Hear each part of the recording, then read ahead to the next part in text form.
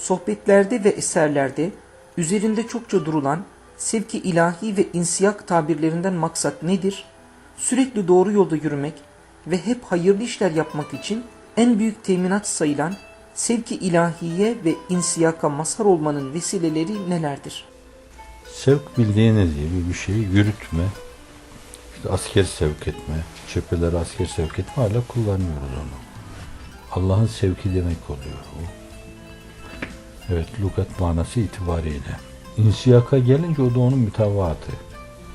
Yani biz kendi irademizi ve cehdimizi açıktan açığa, gayretimizi açıktan açığa ortaya koymadan, farkına varılmadık şekilde hayırlı veya hayırlı olmayan bir yola sürüklenmiş oluyoruz. Onu da insiyak diyoruz. Ama hayırlı yol olunca işte Allah yolunda bir insiyak yaşanıyor. Bunlara, bu sevke de, sevk ilahiye de, insiyaka da tasavvufta farklı manalar yüklenmiş. Daha ledünni, daha enfes ve daha enfüsi diyebilirsiniz. Daha derince şeyler. Ama genelde usulü din metodolojisi açısından bakacak olursak bunlar Allah'ın sevk etmesi ve o sevkle insanların bir hayra sevk edilmeleri manalarına gelir. Bazen de hafizan Allah aksi bunu negatif olarak bir mekri ilahi mahiyetinde Cenab-ı Hak bazı kimseleri olumsuz şeylerde sevk edebilir. Burada yine Maturidi akidesiyle işe bakacak olursak Cenab-ı Hakk'ın bir mekri ilahi olarak birini bir yere sevk etmesi ve onun o insiyaklar içinde sürüklenmesi, bağışlayın buna yuvarlanma da denebilir. Bu bütün onun iradesini görmezlikten gelmeye verilmemeli. Bazen Cenab-ı Hak insan iradesini ortaya koyunca, iradesinin hakkını verince ona göre lütufta bulunur. 1 verir, 10 verir, 100 verir, 1000 verir. Bazen de gelecekte ortaya koyacağı performans açısından ona avansta bulunur, lütfeder. Bu mülazayı Efendimiz için Hazreti Pir ifade ediyor. Yani o zatın gelecekte insanlık adına ortaya koyacağı performans, onun ortaya koyacağı gayret ve iradesinin hakkını vermesi öyle büyük ki dağları yerinden oynatır. Allah Celle Celaluhu baştan donanımıyla, sonra da mesajlarıyla onu öyle bir masariyetle serfiraz kılıyor. Şimdi böyle bakabilirsiniz. Yani insanlar kendi dar iradeleriyle, onun meşiyeti ilahi karşısında, irade ilahi karşısında, kudret ilahi karşısında nazarı itibara aldığınız zaman derya damla mülazası bile bence o nispeti tam ortaya koyamaz. Belki şöyle demek lazım. Bütün kainatlar ve bir zerre. O zerre de izafi varlığa sahip. Sizin iradeniz, azminiz, cehdiniz odur. İlahi irade, ilahi kudret, ilahi meşiyet, ilahi plan çerçevesinde herhangi bir hareketin meydana gelmesi hususunda tecelli etmesi kainatlar çapında bir şeydir.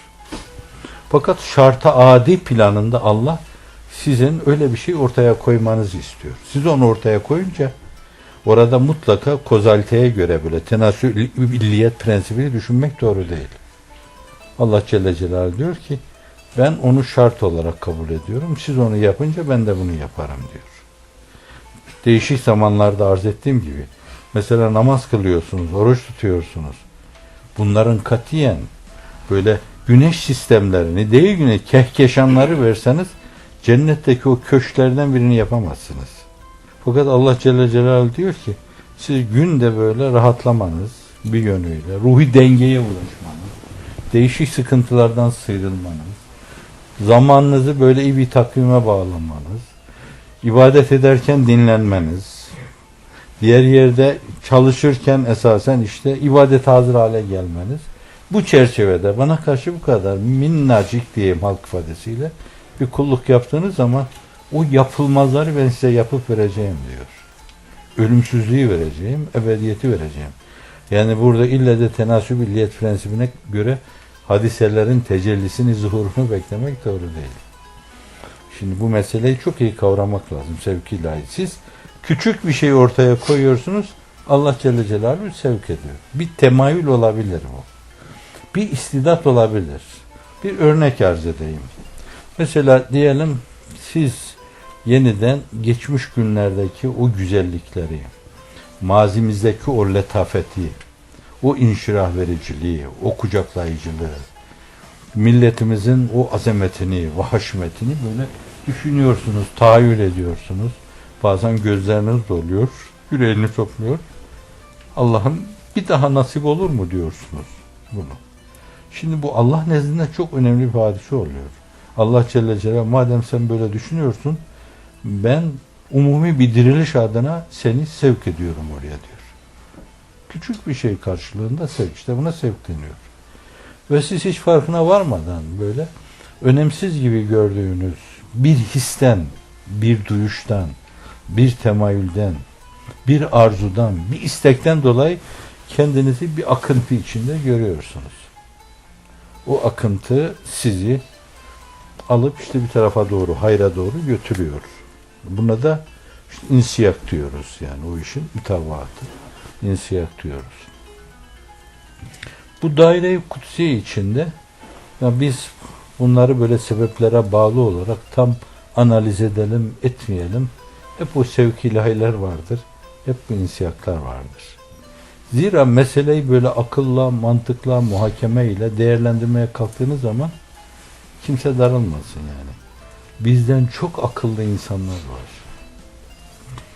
Hani halk sözü var ya, bizi suya götürürler, susuz getirirler. Aynı kapının önünden geçmişler. Aynı kapıya dönüp bakmışlar.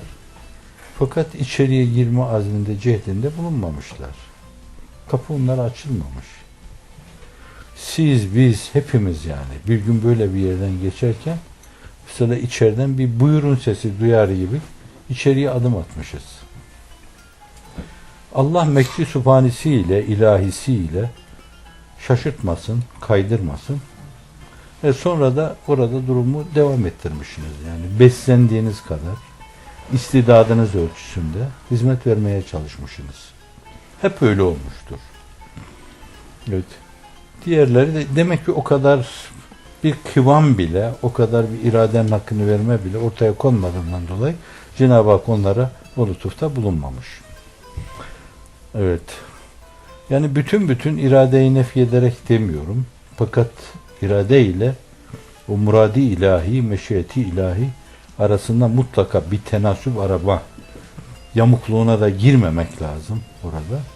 Fakat Allah Celle Celaluhu şartı kendi vaz etmişse, meşrutu da kendi yaratıyorsa ona kimsenin bir şey demeye hakkı yoktur. Namaz kılın, ben size ebedi cennetler ve ebedi hayat vereyim diyor. Onun gibi düşünebilirsiniz. Şimdi bu hizmet-i imaniye ve Kur'aniye'de eskiden bu yana kim omuz vermişse hep böyle bir sevki ilahi olmuştur. Bir insiyak olmuştur. Bazılarında bu sevki ilahiye saik çok güçlüdür. Onu tefrik etmek lazım. Mesela ala meratibim, izafi çerçevede hadiselere bakacak olursak, yani Efendimiz sallallahu aleyhi ve sellem huzuru risalet penahilerinde bir insanın bazı şeyleri duyması meselesi başkalarıyla mukayese edilmeyecek kadar büyüktür. Huzurda öyle bir insiba vardır ki, yani o zata bakan sıradan insanlar içinde bile Allah'a gönül vermiş bir insan, İzâ rü'yet bükirallah ise şayet, onun mübarek çehresine bakan, bakışlarına bakan, bakışlarında, çehresinde, mimiklerinde, el ayak hareketlerinde benim davranışlarım gibi kaba değil. Hep Allah diyordu. Hep Allah diyordu. Orada çok ciddi bir insiba ve çok ciddi bir sevk vardı. Dolayısıyla öyle bir itişle bir sevki ilahi sürecine, vetiresine girme başka ve öyle bir insiyak vetiresi yaşama başkadır. Mesela ondan sonra diyelim bir Şah-ı Geylani, yani huzuru velayetlerine girdiğiniz zaman onun tesirinden, büyüsünden kurtulamazsınız. Yani ondan asırlarca sonra, 8-9 asır sonra bile onun büyülü atmosferine giren insanlar büyülenip kalıyorlar. Bir Hasan Şazeli'nin atmosferine girenler büyülenip kalıyor. Ela meratibi, bunların hepsinde de kendilerine göre bir insiva var. Biz Hazreti Pir'i görmedik. Görenler gördüler yanında. Çok defa hasta, alil, hırpalanan bir insan. Hatta kendi yetiştiği muhit itibariyle, kendi lehçesiyle, kendi ağzıyla konuşan insan. Fakat beri tarafta böyle devasa kâmetler karşısında dize geliyor. Onları büyüleyen bir şey vardı. Yani o fikrin, o düşüncenin, o ürün vermenin yanı başında aynı zamanda bir ciddiyet vardı. Bir Allah'a irtibat emareleri dökülüyordu adamın her yanında. Yoksa öyle Hoca Sabri gibi, Hulusi Efendi gibi, Hüsrev Efendi gibi öyle insanlar öyle bir lafla filan kendine bağlamak mümkün değildi. Hiçbirisi o muhakemelerde o korkunç sıkıntılardan değirmen taşlarının altına buğday gibi öğütülmek üzere gönderilen o insanlardan hiç dönen olmadı. Aksine ben size söyleyeyim, yani Afyon hapsinde Zübeyir abi o yiğitçe müdafasını yapınca yiğitçe bir müdafaa. Çok doğru konuşuyor. Tepelerine vuruyor onun. Şu ağlarda müdafasını okuyabilirsiniz, Afyon müdafasını. Mahkeme beraat veriyor. Dışarıya çıkıyor diyor. Benim kardeşlerim, üstadım buradayken ben beraat istemem ki diyor. Budur yani. Orada o neredeyse biz de orada. O neredeyse. Şimdi bunlar hep o güçlü insibala sevki ilahiye mazhariyettir ve dolayısıyla işte bir insiyak vetiresi, sevk olunma, akma, kürek çekmeden belki işte akıntıya böyle kapılıp ama iyiye doğru akma, deryalara doğru akma, böyle bir akıntı o oluyor. Böyle bir mazhariyetten sonra şeytanlar bu hizmetin, böyle hizmetlerin, bu türlü aktivitelerin, faaliyetlerin hadimleriyle çok uğraşırlar. Sıradan insanlar gibi değil. Bir misal arz etmiştim geçmiş günlerde. Tekrar rahatsız etmez arz edeyim. Birisi camiden çıkıyor veya geçerken, caminin bahçesinden geçerken hep benim vaaz ettiğim bir caminin bahçesi gözümün önünde tülleniyor nedense yani. O zavallı ben miydim bilemiyorum. Gerçekten söylüyorum yani. Kırklareli'ndeki caminin önü gözümün önünde tülleniyor. Bakıyor ki caminin önünde biri duruyor. Elinde de bir sürü gem var. Atın ağzına vurulan gemler var. Sen kimsin diyor. Ben diyor şeytanım. Ne arıyorsun burada? Diyor şu camiden çıkacak insanları bekliyorum. Ağızlarına bu gemi vurayım. Onu istediğim tarafa sevk edeyim. Benim gemim hangisi diyor. Sana geme lüzum yok ki diyor. Sen koştura koştura arkadan geliyorsun. Evet. Subhanallah. Şimdi şeytanlar böyle camiye yönelmiş, Allah'a yönelmiş, hizmete yönelmiş insanları çok boş bırakmazlar. Onların insanlar içindeki emsallerinden hareketle siz de bunu test edebilirsiniz. Hiçbir sebep yokken adam hemen çıkıp İtalya lisanda bulunuyor. Salya atıyor, terbiye icabı demiyorum. Onların yaptığı odur. Hiç gerek yokken bunu yapıyor yani. Bunlar. Demek ki şeytan dürtüyor onları. Ve sizinle uğraşıyorlar. Yaptığınız olumsuz hiçbir şey yok. Kardeşlik diyorsunuz, mürüvvet diyorsunuz, sarmaş dolaş olma diyorsunuz. Sizin de birader dün takdir ettiğiniz Mevlana işte Hazreti Mevlana rahmetullahi aleyhi rahmeten vasiyeten. Bugün bir kısım insanların o ruhu temsil etmeleri buna niye alerji oluyorsunuz? Neden tepki gösteriyorsunuz? Fakat öyle değil yani. Şeytan dürtüyor. Ama bunları meşgul edin. Bunları yoldan çıkarmaya bakın. Bu açıdan sizin böyle bir sevki ilahi ve insiyapla bir tepenin başına, bir zirveye çıkmanız bir iştir. Allah'ın inayetiyle. Fakat orada mevcudiyetinizi devam ettirmek çok da ağır bir iştir. Hafizanallah baş aşağı getirebilirler. Düşürebilirler. Hatta sizin tabiatınızla, düşünce yapınızla, sosyal yapınızla, ailevi yapınızla çok da açık olmadığınız, yani kapalı bulunduğunuz meselelerde bile menfezler bularak sizi dışarıya çekebilir. Haramiliğe sürükleyebilir. Haram yedirir size. Haram kazandırır. Haram parayı el sürdürür burada. Hep gözünüz başkalarının elinde olur.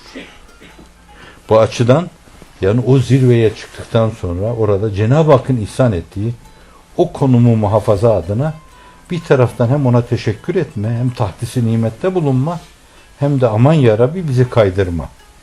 Çünkü Hazreti Pir İhlas Risalesi'nde diyor ki bu ihlas kulesinin başından düşerseniz derin bir çukura düşmek ihtimali var diyor. Düz zemine düşmezsiniz. Mazhariyetle kaybetme mefsuden mütenasiptir. Ne kadar yukarıya çıkarmışsanız şayet siz aşağıya düşerken de o kadar derinlikte bir yere düşersiniz. Harem odasına alınmış, iltifat görmüşseniz şayet sizi çıkarıp salona koymazlar, koridora da koymazlar. Caddenin ta öbür tarafına iterler. Hafizanallah. Bunca mazhariyetin mukabili bu mu olmalıydı? Derler bunu size. Bu açıdan işte o sevkler ve insiyaklardan sonra elde edilen bütün utufetler, mevhibeler, varidatlar, bunların devam ve temadisi belki daha ciddi gayretlere, cihetlere, iradenin hakkını vermeye vabestedir. Hafizanallah. Herkes akıbetinden korkmalı. Ben burada yumuşatarak bir şey diyeyim. Yani Zübeyir abi bu anlayışta bir insandı. Ben 40. hocayla yaşta büyüktü bizden. Beraber aynı hocadan ders okuduk. Çok defa 1 sene 2 sene sürdüğü zannediyorum. Onun o gençlik döneminde bile yani şimdi 80'i aşkın yaşı var, 80 var. Bu gençlik döneminde bile çok defa şahit olmuşumdur. Bazen de fakire ismiyle derdi. Ya Fethullah Efendi, akıbetimden çok korkuyorum. Bu çok önemlidir. Hiçbirimiz kaymayacağımıza teminat veremeyiz. Mevcudiyetimiz olduğu gibi devam ettirmeye teminat veremeyiz. Allah'ın inayeti olmazsa. Onun için oturup kalkıp tut elimden, tut ki edemem sensiz demeli. Hep ona mırıldanmalı, hep ona teveccüh etmeliyiz. İbadetü taatla etrafımızda taştat yapmalıyız. İnne salate tenha enil fahşai vel münker ve le zikrullahi ekber vallahu ya'lem ma tesnaun. Namaz o münkerattan, Allah'ın sevmediği fuhşiyattan sizi uzaklaştırır. İşte onunla siz Cenab-ı Hakk'a teveccüh edin. Onunla siyanetine sığının. Onunla riayetine ve inayetine sığının. Siz insanları değişik olumsuzluklardan inşallah halas etmek için bir cehd ortaya koysanız Cenab-ı Hak da inayetiyle sizi muhafaza buyurur. Madem siz başkalarının dini ve diyaneti adına işte böyle muhafaza mülahazasıyla hep koşup durdunuz, ben de aynı türden size mükafatta bulunuyorum diyebilir. Keyfimize göre meşiyeti ilahi konuşturmayalım ama fakat Kur'an-ı Kerim tarandığında adeti ilahi bu istikamette cereyan ettiği görülüyor. İnsan farzlarla velayet kapısını aralamış olur bir yönüyle.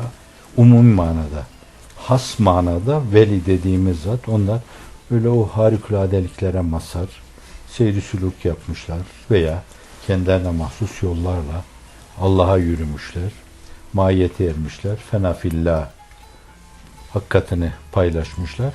Ayrı bir mesele de fakat her mümin bir manada Allah'ın dostudur. Ela inne evliyallah la khafun aleyhim ve la yahzanun. Her mümine bakar. İnne veliyallahu lezî nezzelel kitab ve yetevelles salihin. Her mümine bakar. Zalik ve ennallaha mevlellezîne amenu ve ennel kafirine la mevlâ lehum. Bu hakikat, bu gerçek şundan dolayı değişmez. Sabitedir. Bir sabittir, bir sabitedir. Allah müminlerin dostudur. Allah kafirlerin dostu değildir. Diyor. Farzlarla insan bu kapıyı aralamış, içeriye adım atmış olur. Nevafil, cebren lin noksan ünvanıyla bir vazifedir. Allah'ın tevdi ettiği, Efendimizin tavsiye, temsil ve teşrih buyurduğu, açtığı farzlar. Yani farzlarda bir eksiğimiz, gediğimiz varsa o iş onunla tamamlanınca velayeti kamileye erilir. Yoksa nafileler farzdan ileri demek değildir. O farzlarda eksik, gedik varsa usulü fıkıh açısından nevafil için cebrenli noksan denir. Cebir bildiğiniz gibi kırığı mırığı sarma demektir. Noksanları sarma, sarmalama, bir şeye benzetme demektir. Bu açıdan da velayeti tamme o suretle gerçekleşir. İşte öyle olunca Allah Celle Celaluhu ben onların gören gözü, işiten kulağı, tutan eli olurum diyor yani. Adeta bir sevki sübhani ile bir sevki ilahi ile onları hep hayra sevk ederim. Onlar da çok defa farkına varmadan iyiliğe doğru sevk edildiklerini zannederler.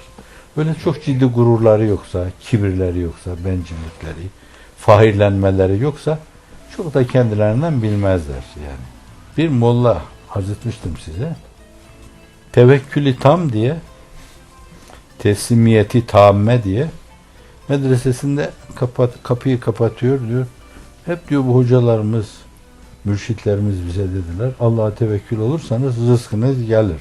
İnnallahu ve rezzakıdır kuvvetil metin. Allahu latifun lima yeşâ. Bunca diyor taşidat var yani. Ben kapımı kapadım, Cenab-ı Hak rızkını versin diyor. İçeride duruyor. Bir iki gün iflahı da kesiliyor. Ayaklarının bağı da çözülüyor. Fakat Allah'tan işte o 2-3 gün, 4 gün, 5 gün, 6 gün komşularından bir hanımefendi diyor ya şurada bir molla var diyor. Evet bu da hayırlı bir gündür. Beraattır, regaiptir, miraçtır. Bir helva yaptım ben. Götürüp buna ihsan edeyim diyor. Götürüyor, kapıyı çalıyor. Ses vermiyor. Tevekkül etmiş ya. Bir daha vuruyor. Yine ses vermiyor. Kadın galiba yok diyor. Ben de götürüp başkasına vereyim. Konuşuyor kapının önünde. İçeriden diyor. Kadın da yemeği kapının önüne koyuyorum diyor. Siz alırsınız onu. Çıkıyor yemeği alırken şu enfes sözü söylüyor. Allah'ım veriyorsun ama öksürtmeden de vermiyorsun. Evet. Niye en azından bu mülazayla bakılmasın bu türlü şeyler? Şimdi öyle önemli bir şey ki bakın baktığınız zaman bakarsınız da bakma başkadır, görme başkadır. Kulak kabartma başkadır, duyma başkadır. Söz söyleme başka meseledir. Kalbin hissiyatına tercüman olma başka bir meseledir. Duyma başka bir meseledir. Şimdi bu ikinci şıkkı yaratan Allah'tır Celle Celaluhu. Yani baktığınız şeyi gördüren Allah'tır. Duyduğunuz şeyden elde edeceğiniz ürünleri elde ettiren Allah'tır Celle Celaluhu. O meselelerin kalbinizde bir tahlile, bir terkibe tabi tutulmasını halleden Allah'tır. Yani o akletmeyi, o tefekkür etmeyi, o tezekkür etmeyi, o tedebbür etmeyi yaratan Allah'tır Celle Celaluhu. Şimdi siz küçük bir şey yapıyorsunuz. Allah arkadan bütün bunları size lütfediyor. Yani kulum bana bir karış gelirse ben bir adım gelirim. Bu bana bir adım gelirse ben gezerek gelirim. Bunlar müteşabih şeyler yani. Allah bize bizden yakın. Görünmesin icap nedir diyor Niyazi Mısri. Kulum bana gezerek gelirse ben koşarak gelirim. Orada da yine o meseleyi söylüyor. Gören gözü, işiten kulağı, tutan eli ve yürüyen. Orada ben o müteşabihi kullanmıyorum. Fakat hadis-i şerif kullanıyor. Yani insanın davranışları doğrudan doğruya Allah tarafından planlanıyor. Allah tarafından sevk ediliyor. Hep Allah tarafından yapılıyor demektir bu. Görmede, duymada, konuşmada, tutmada ve belli bir istikamette yol almada, mesafe almada hepsi Allah tarafından yapılıyor. İşte insan bu sayede o velayeti ihraz etmiş oluyor. Allah'a dost oluyor. Seviyesine göre, istidadına göre terminolojimiz içinde oturmuş bir kelimeyle ifade edeyim. Arş-ı kemalatına kadar onun Cenab-ı Hakk'ın inayeti böyle devam ediyor.